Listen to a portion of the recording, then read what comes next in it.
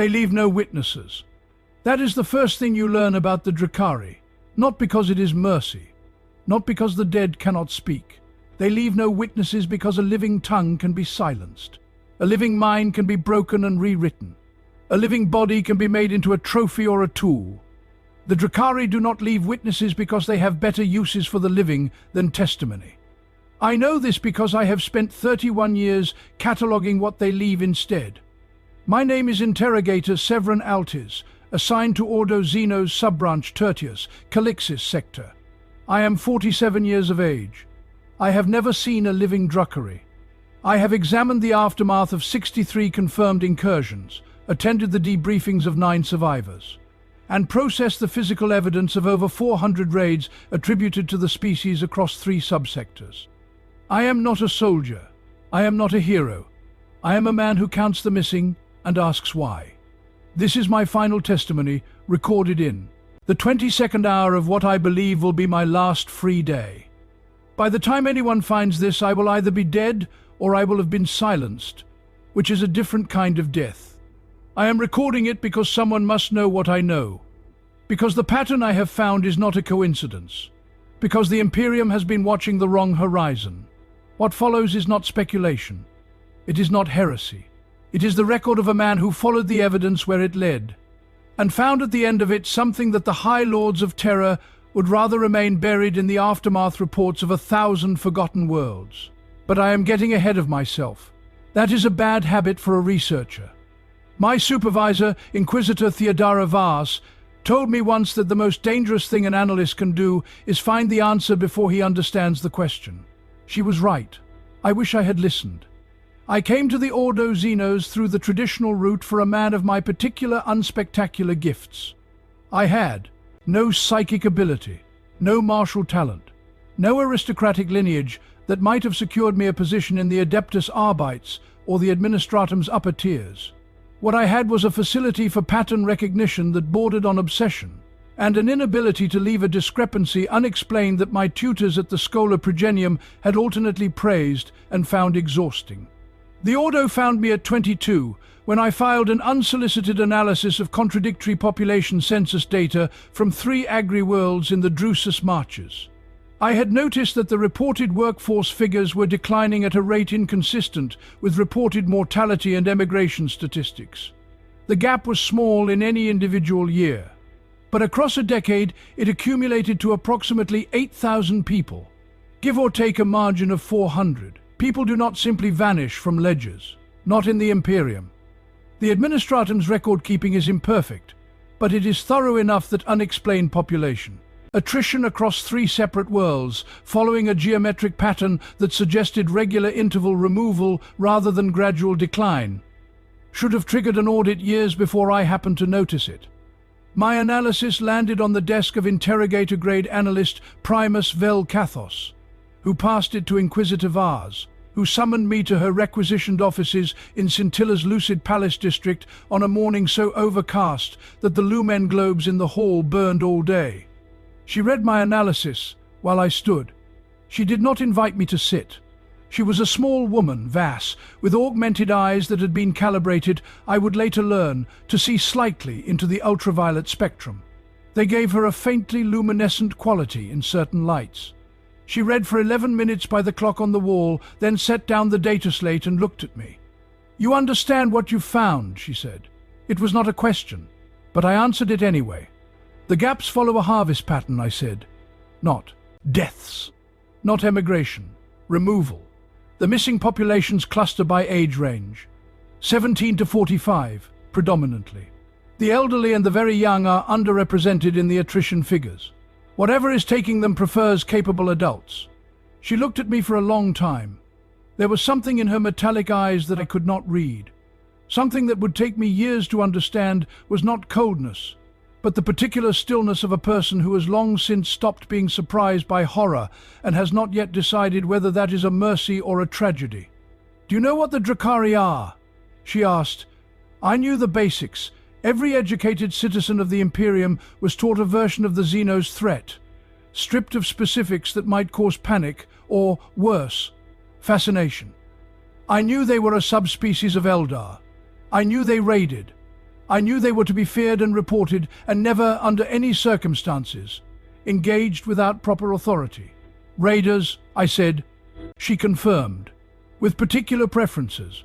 She picked up my data slate again and turned it toward me, so I could see the age distribution charts I had compiled. Your harvest pattern. Yes, that is what they call it, among those of us who count the missing. A harvest. She gave me the Ordo standard induction briefing that afternoon. 3 hours of sanitized information about Drakari operational patterns, taxonomy, and known capabilities. But before I left, she said one more thing that I would think about for the next 31 years. You have a gift for finding absences, she said. In this work, absences are almost always more informative than what remains. The Drakari understand this instinctively. They are extraordinarily careful about what they leave behind. Your task, Interrogator Altis, is to be more patient than they are clever. 31 years. 63 confirmed incursions. 400 attributed raids. I was not more patient than they were clever.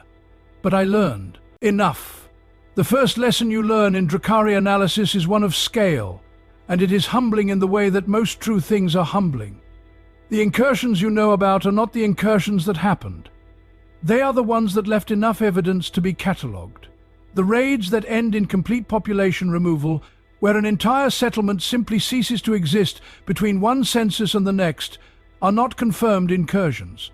They are classified as administrative anomalies, pending investigation, their files gathering machine spirit sediment in servers that no one checks because there is no one left to file a complaint. My second month with the Ordo, I was assigned to the aftermath analysis team for a confirmed incursion on Iocanthus, a feral world in the Calixis sector where the population density is low enough that a raid can proceed without triggering the planetary defense network. A border village. 43 confirmed inhabitants. The Astra Militarum patrol that found the site filed their report with commendable thoroughness, and it came to me with photographs and biological samples and a single-page summary that described the location as ransacked. Ransacked was not the word I would have used. Ransacked implies disorder. What I saw in the patrol photographs was something closer to precision. The village structures were intact, not burned, not demolished. The tools were still in the workshops. The promethium stoves still had fuel in their reservoirs. The recaf cups on the communal table still had recaf in them, cooled to the ambient temperature of a morning that had passed 3 days before the patrol arrived. 43 people, gone. Not their belongings, not their structures, not the domestic animals in the pens at the settlement's edge which were found alive and distressed but unharmed. Just the people. I spent 4 days with those photographs before I filed my analysis. What I was looking for, specifically, was evidence of struggle. Overturned furniture, broken door frames, scorch marks from lost fire, blood. There was almost none. One hearthstone near the communal table had been displaced, as if someone had stumbled against it.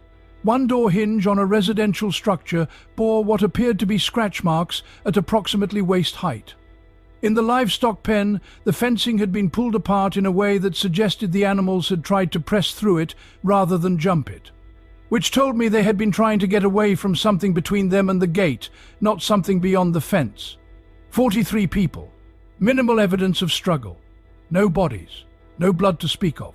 No defensive positions. The patrol's summary said, ransacked. My analysis said something different. Whatever had come to that village had come quietly, had moved through it without significant resistance, had taken every living human being it could find and left everything else exactly where it was. When I showed my analysis to Kathos, interrogator-grade analyst who served as my direct supervisor at the time, he nodded in the way of a man who has been nodding at the same conclusion for many years. Speed and silence, he said. Those are the two things that survivor accounts consistently describe when there are survivor accounts, which is rare. How do 43 people not fight back? I asked.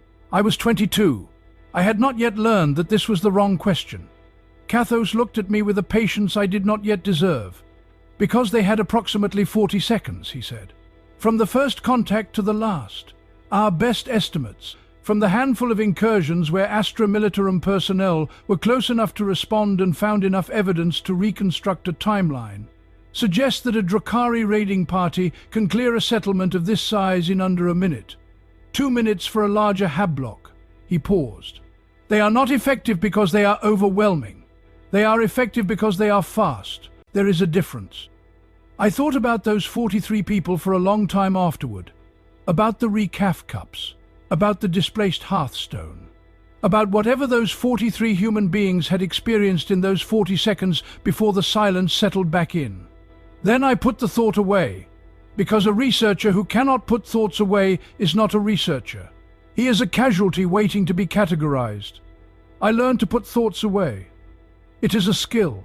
Like any skill, it costs something to develop, and you do not always know what the cost was until you look back and find a space where something used to be.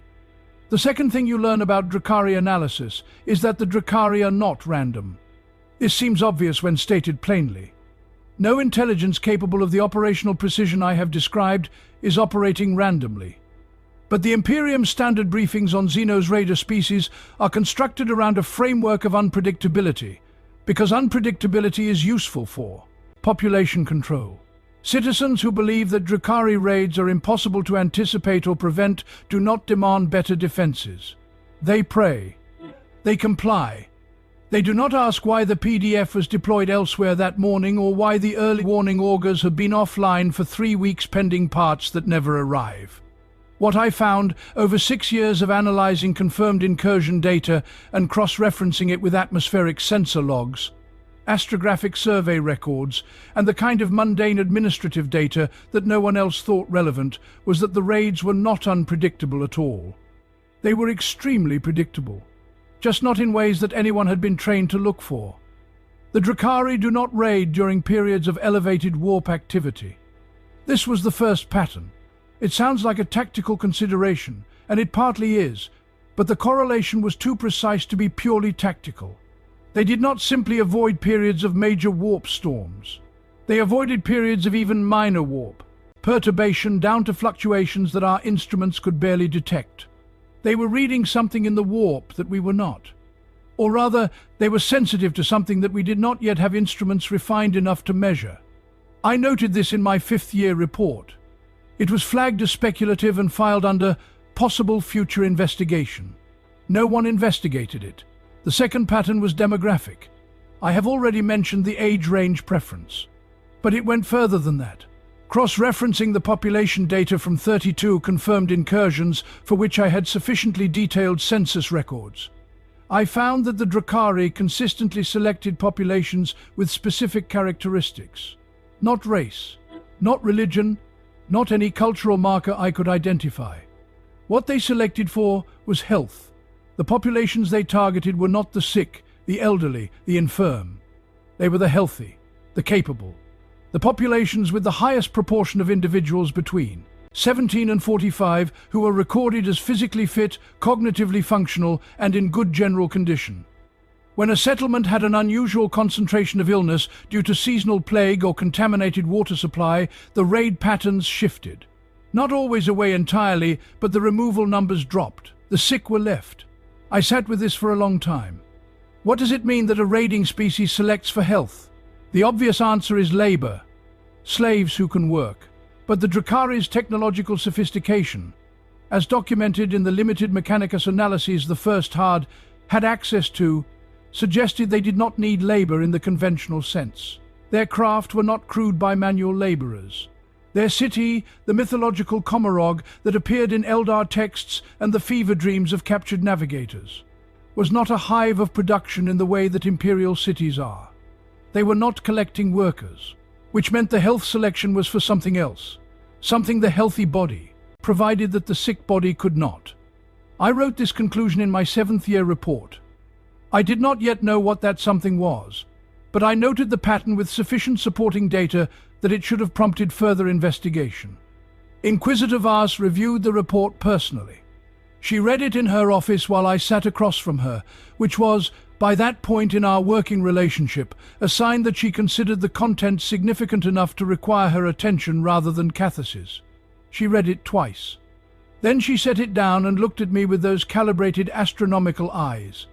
"You're close to something," she said. "What am I close to?" She was quiet for a moment. Then, There are aspects of Drukhari biology that are classified above your current clearance level. Altis, I want you to understand that this is not a reprimand. You have done exceptional work, but there is context to your pattern that I cannot share with you yet. She paused again. I will say this. Health preference is not about labor. You are right about that. And when you understand why they prefer the healthy, you will understand something about the Drukhari that very few people in the Imperium know.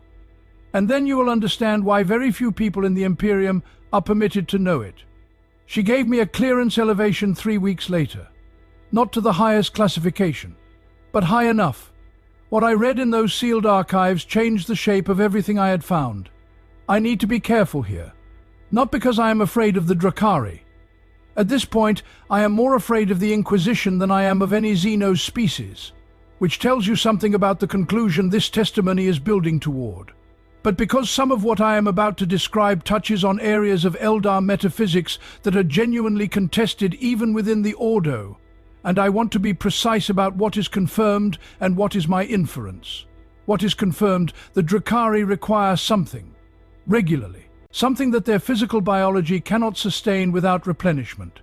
The exact nature of this requirement is described differently in different texts, and the Mechanicus analyses I reviewed used clinical terminology that I will translate as straightforwardly as I can. What the Drukhari sustain themselves on is not food, not promethium, not any conventional nutrient. What they require, at intervals, is what the sealed Eldar texts in the Ordo archives consistently describe with a word our scribes have transliterated as roughly meaning vital essence or the energy of experience. The healthy body produces more of it. Under stress, it produces significantly more. Under extreme duress, it spikes. This is why they prefer the healthy, not for labor, for what the healthy body generates when it suffers. I will not dwell on the implications of this. I have spent 24 years dwelling on the implications of this, and dwelling does not make them smaller. It makes you smaller. What I will say is that when I understood what the Drukhari were collecting from those 43 people in that village on Iocanthus, the recaf cups took on a different significance. They were not evidence of a sudden raid. They were evidence of a raid that had been planned to be sudden, planned to allow no time for panic to dissipate, for the body's response to shock and fear to be maximized rather than burned off in the 40 seconds of chaos. The silence was part of the design. I filed my analysis of the demographic patterns with a new appendix that addressed the biological motivation. I was careful. I framed it as hypothesis, supported by the sealed texts I now had clearance to reference. I submitted it through the proper channels. The response came not from Inquisitor Vass, but from a level above her. A formal commendation for analytical rigor. And then, in the same document, a classification order. My analysis was pulled from the General Sub-Branch Archive and elevated to Vermilion. Clearance. No copies, no distribution. My original files were wiped from the servers I had used and replaced with a sanitized summary that said, population preference patterns attributed to labor optimization. Investigation ongoing. I was called to a meeting with VS the following week. She sat across from me for a long time without speaking. Her hands were flat on the desk. When she finally spoke, her voice was very careful. You understand why this cannot be disseminated, she said. I understand why someone has decided it cannot be, I said. She did not rebuke me for the distinction. Walk me through it, she said, and I understood she was not asking me to explain the analysis. She was asking me to say aloud what I had figured out about the classification order itself, what I had understood about why the truth of what the Drukhari were collecting had to remain sealed. If the general population understood that the Drukhari were not just taking slaves, I said slowly, but that what they were taking slaves for was specifically the experience of suffering, then the psychological impact would be different from the standard raider briefing. Fear of slavery is manageable. It can be redirected. It can be made into hatred, into vigilance. I paused. Fear that your suffering is a resource, that your pain has a market value, that the Drukhari are not the enemy of humanity but the farmer, that we are the crop. That is not a fear that can be made into vigilance. It becomes paralysis, or worse, it becomes despair. Vars said nothing for a long time. Yes, she said finally. That is the reasoning that was given to me 12 years ago when my own analysis reached a similar point. I looked at her. You found this before me, independently. She looked at the desk, as did Inquisitor Kale before me, as did Interrogator Analyst Mira Voss before him. The Ordo has been rediscovering this truth for approximately 200 years and reclassifying it each time. Her voice was very flat, very empty of the thing it should have contained. Every 8 to 12 years, someone with the right combination of access and pattern recognition reaches this conclusion. The conclusion is classified. The analyst is reassigned or elevated to a clearance level where continued research becomes impractical. The cycle continues. I felt something cold settle in my chest, not metaphorically.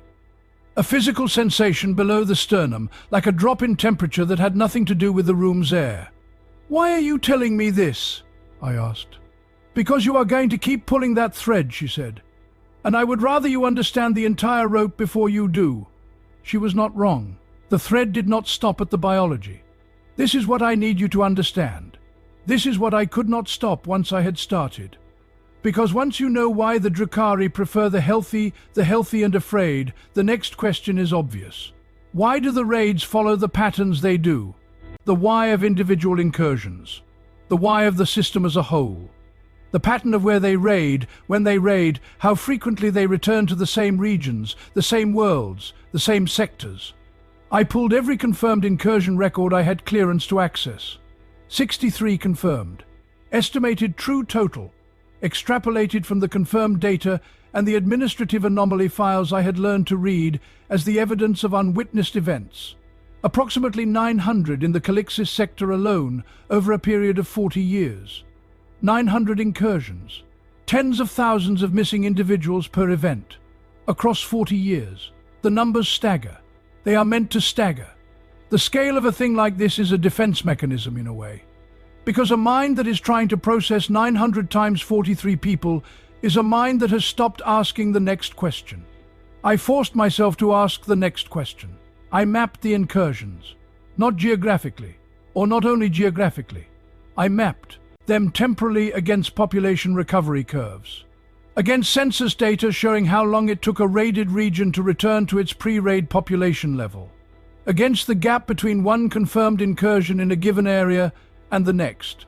The pattern that emerged was not a pattern of predator and prey in the way you might imagine predator-prey dynamics. It was not opportunistic. It was not even territorial in the conventional sense. It was agricultural. The Drukhari did not return to a raided region until that region had recovered sufficiently to sustain another raid. They were not depleting their own resource. They were managing it. They raided to a level that left the remaining population traumatized but viable. They left the elderly, the sick, the very young, not out of mercy, but because those demographics would recover and reproduce, and in 2 generations, perhaps 3, the population would be at the level where it could support another harvest. And then they came back. 23 of the 43 confirmed incursions for which I had sufficiently long historical records showed a previous confirmed incursion or strong administrative anomaly signal in the same region or on the same world within a period of 40 to 70 years. 23 of 43. These were not random raids. They were rotation schedules. I sat in my analysis chamber, alone in the hour past midnight, with that conclusion on my data slate, and I thought about the recaf cups again, about the 43 people, about every other world, every other settlement, every other community of human beings that the Drukhari had raided and walked away from and logged, somehow, in whatever system they maintained for such things, as available for return in 40 years. I thought about the 900 incursions in 40 years across one sector of the Imperium. I thought about the other sectors, about how many sectors there were, about how long the Drukhari had existed, about how long this had been happening. I thought about what it meant that the Imperium had been rediscovering and reclassifying this truth for 200 years. And then I thought something that I had not let myself think before, because a researcher who cannot put thoughts away is not a researcher. And I had been very disciplined about putting this particular thought away for 31 years. I thought, they know we know, not the full truth.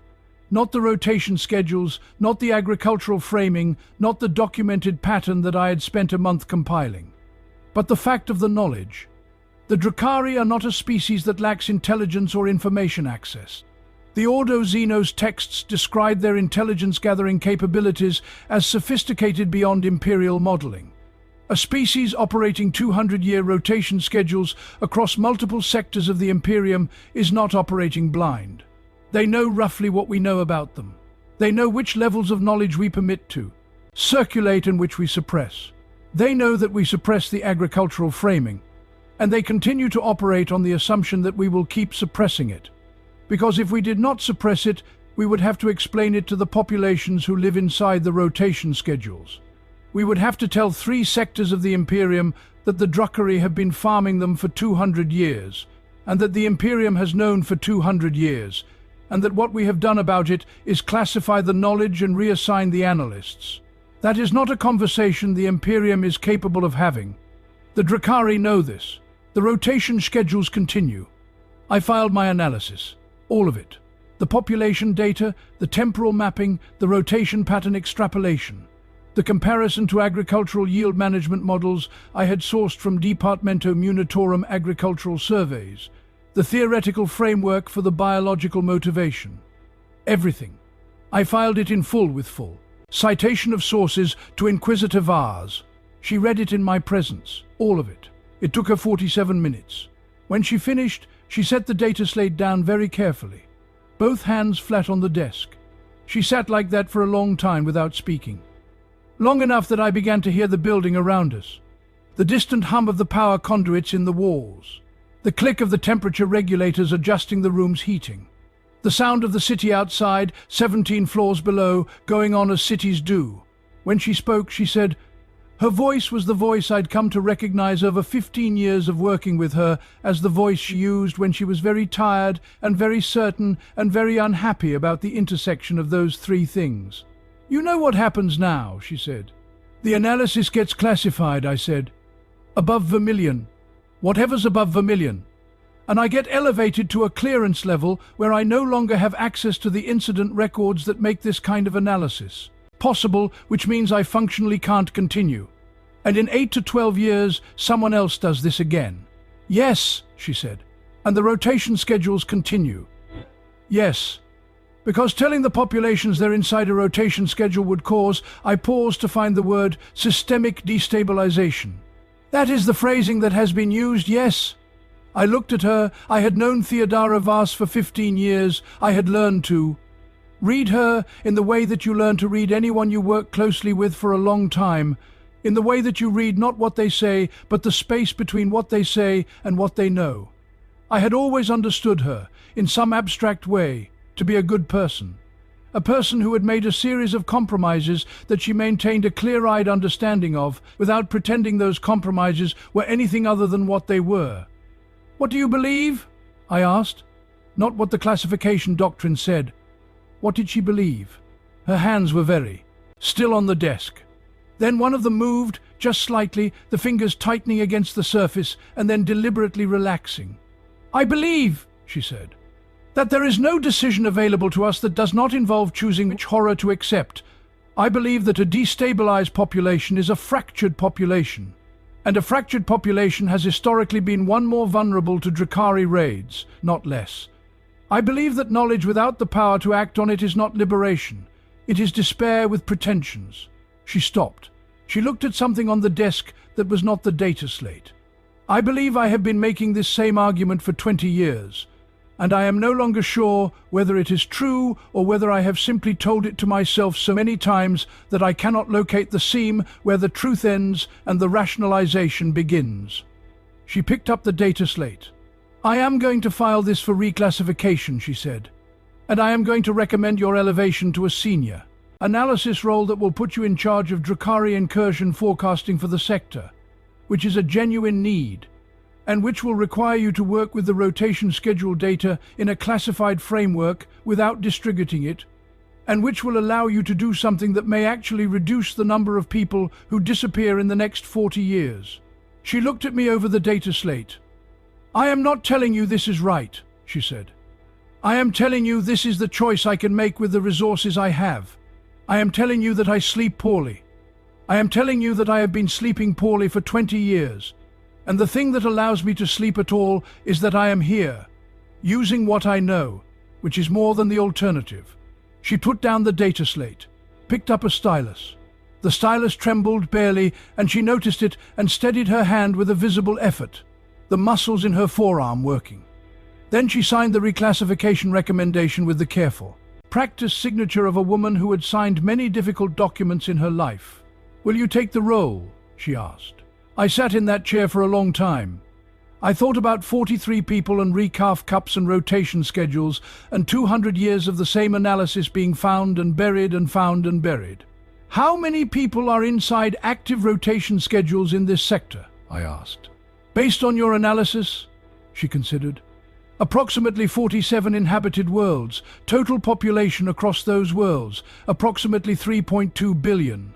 3.2 billion people living inside rotation schedules they did not know existed in a single sector of the Imperium. And if we implement accurate forecasting," I said, "what is the expected reduction in successful raid extractions?" She thought about it honestly. I respected that. She did not round it upward to make the choice easier. 30 to 40%, she said, with the caveats that the Drakari will adapt over time as they recognize we are anticipating them, and that our forecast accuracy degrades significantly after 15 years because the rotation schedules are not perfectly regular. But in the first 15 years, assuming the forecasting is implemented with full resource commitment, yes, 30 to 40% reduction. 30 to 40% of tens of thousands per incursion. Across 47 worlds, across 15 years. I took the role. I am not recording this testimony because I believe I made the wrong choice. I am recording it because I made the only choice available to me, and I want someone to understand what it cost, and what it did not solve, and why the cycle will continue until someone with more power than I have or will ever have decides to break it rather than optimize it. I have been in the forecasting role for 16 years.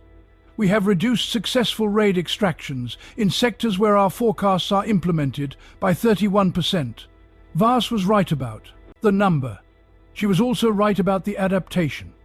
The Drakari have begun to vary their rotation schedules in ways that are specifically designed to undermine our predictive models. They know we are forecasting. We are in an escalation. We have reduced the number of people taken. The rotation schedules continue.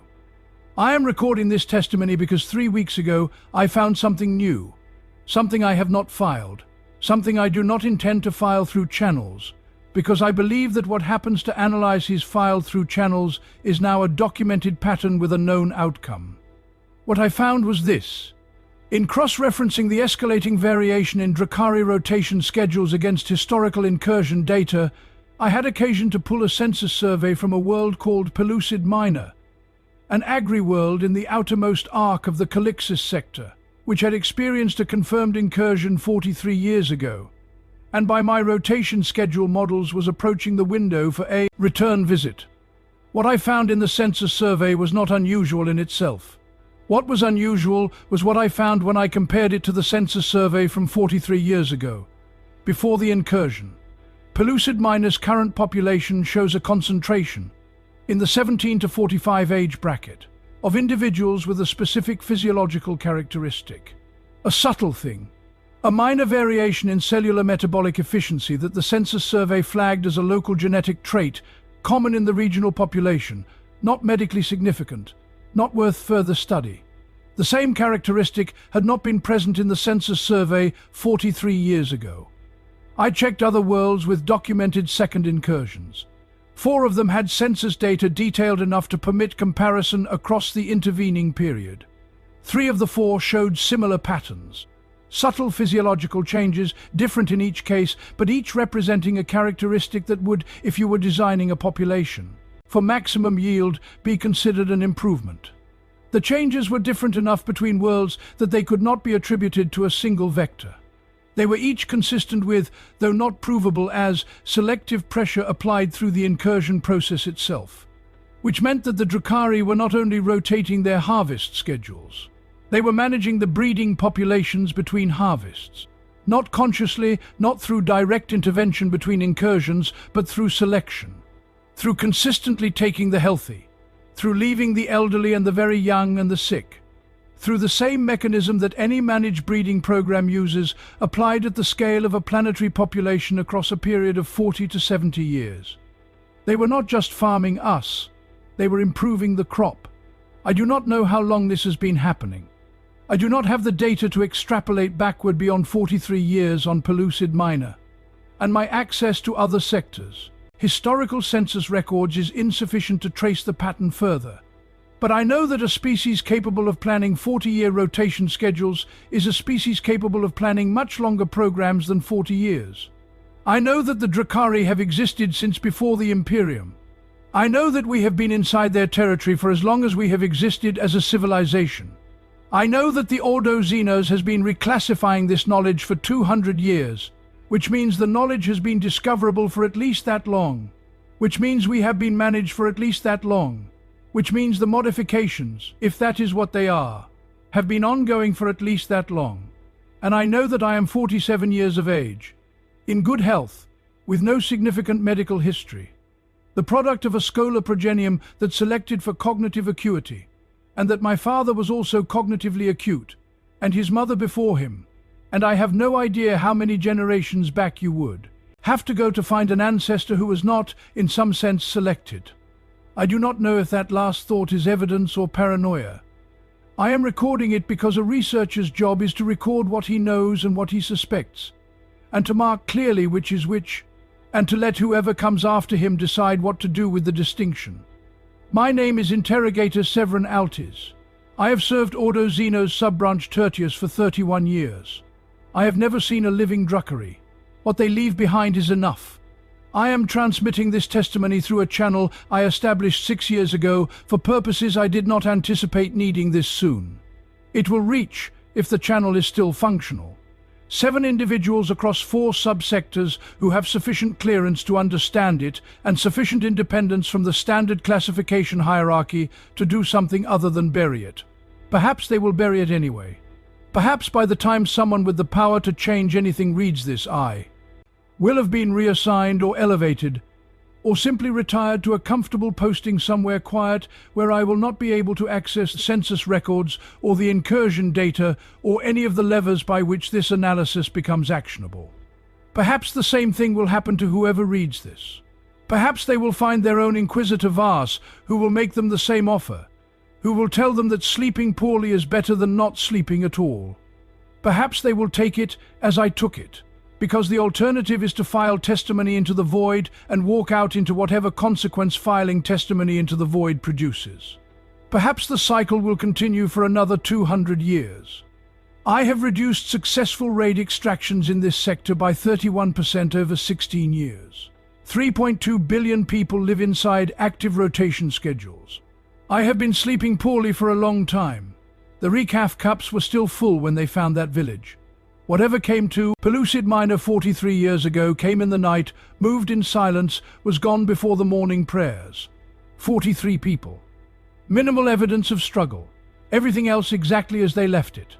Everything else, and the absence of everything that mattered. This is what I have spent 31 years learning to read. I am dead now, or I am silenced, or I am sitting in a comfortable posting somewhere without census access, which is its own kind of silence. Before whichever of those things happened, I wrote this down, because someone must know, because the absence of a witness is not the absence of a truth, because they leave no witnesses precisely because witnesses are inconvenient. An inconvenience is the closest thing to power that a man like me has ever possessed. I leave this testimony where I can. I leave it for whoever is patient enough to find what the silence left behind.